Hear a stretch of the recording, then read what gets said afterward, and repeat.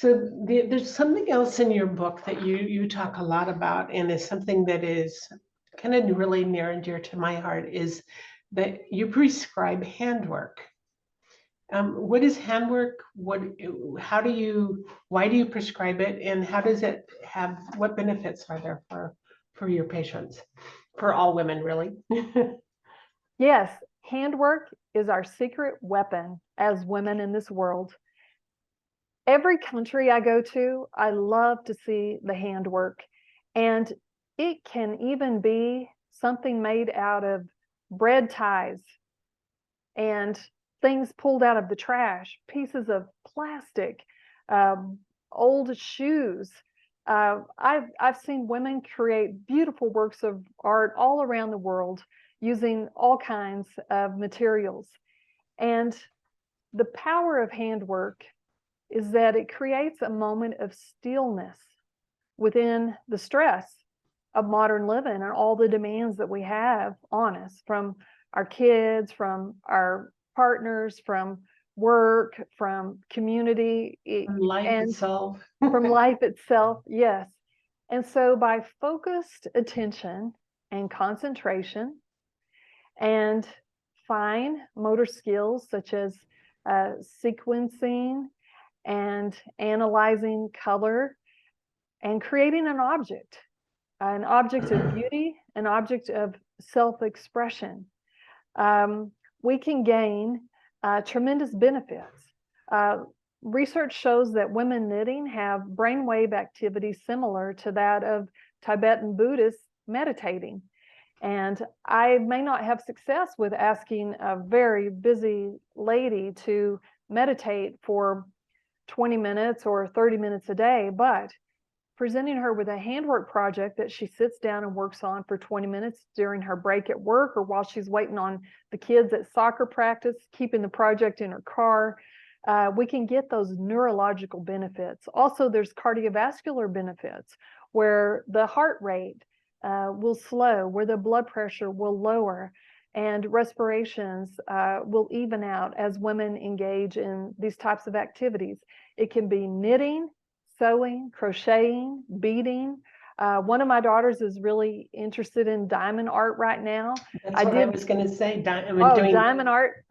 Yeah, I did teach both of my kids to knit and to sew. And so I think that it's life-giving, it's life-sustaining, it's very self-nurturing.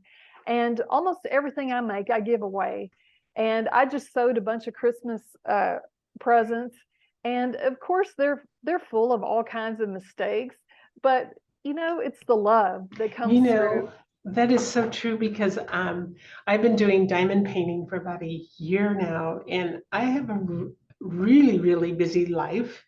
And yet when I sit down and do my diamond painting, it is a meditation for me. It is so relaxing, and it just lets my mind kind of just go somewhere else.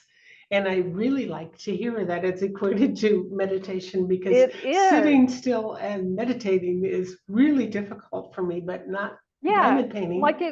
Absolutely, for many women. And the other thing that I think is brought to the table is the huge boost in self-esteem that comes from initiating and completing a project. And so if women have not been doing anything, I encourage them, start small, start slow, start easy. And some of these women haven't finished any projects in 5 years. They feel like total failures.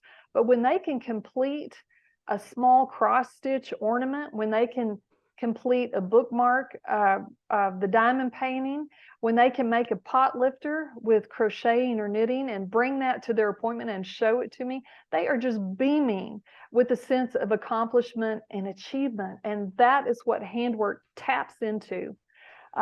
Another case study that I'll just briefly share, this happened not too long ago. I was meeting a patient for the first time, and before I knock on the door, sometimes if I have time, I'll glance through the chart and look a little bit at their history. And she had at least 10 diagnoses, severe heart and lung disease, such that she was dependent on continuous oxygen, had to have an oxygen compressor with her whenever she left the house. She also had a disfiguring musculoskeletal disease, and she was in her 70s. And so I prepared myself with a mental picture of what I might be seeing when I entered the exam room. I opened the door and walked in, and I thought I was in the wrong room. This woman was full of vitality, life, absolutely glowing with positivity. And I thought I must be in the wrong room. And then I heard the oxygen compressor and looked down and saw it. And I did not want to leave her presence. And I asked her, "What do you do?" And she said, "I do art." And I said, "What kind of art?" And she said, "I just paint. And I just take things from nature. Yesterday I made something with a bunch of sticks, and then I went into the kitchen and got some cinnamon, and I just sprinkled cinnamon on it." And I was so inspired by this, and also how, despite severe physical limitations, infirmities, diseases that would really cause most people just to bottle up all their creativity, hope, and positivity, this woman knew the secret weapon. Yes. That's how she could thrive. You know, recently I had a knee surgery, and one of the things about diamond painting for me is that I discovered I have the great big projects that can take forever to do, but I also found some of the bookmarks that are available that I could do great diamond painting. So they took such good care of me that I took everyone that was on the staff. I called in advance and said, I want to know who all was waiting, you know, took care of me when I was having the surgery, and took each one of them a diamond painting. And there's nothing that makes you feel better about something that you created and it's beautiful and that somebody else can enjoy. And they were all just like totally, wow, you know, so touched. And it just, there's something magical about that happens from it.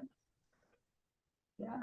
Completely. Every work is imbued with the love and care of the creator. And that in turn is passed on to the recipient. And I have a beautiful case study about a knitted red afghan that you'll have to read. Yes, you know, my mom is in her late 80s, and every day she knits or crochets. And for many years she did weaving, but she's too frail right now to be able to do the weaving. So she's back to her crochet needles and her knitting needles, and she always makes such beautiful pieces. And it's so fun to see because that keeps her vibrant, that keeps her alive, and fun conversations that we get to have as a result of that.